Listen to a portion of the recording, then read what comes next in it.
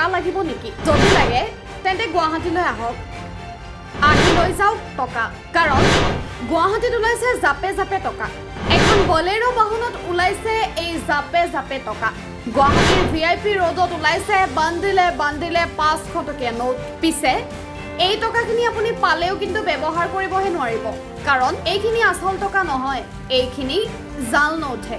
লখিমপুৰৰ পৰা কেইজনমান যুৱকে লৈ আহিছিল AS12CC0399 নম্বৰৰ এখন বলেৰো বাহনত জাল নোটৰ ভাণ্ডাৰটো।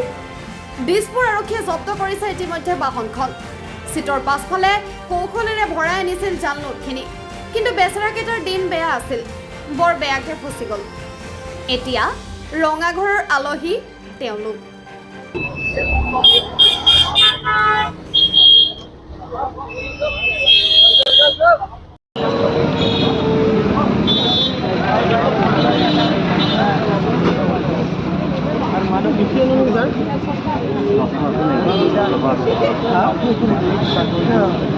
আপোনাক অলপ চাইড হৈ দিয়ক না, চাইড হৈ দিয়ক না। আহিব দিয়ক।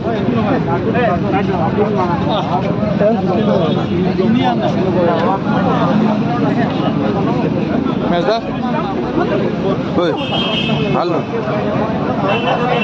ভাই লখিমপুৰীয়া মান লখিমপুৰ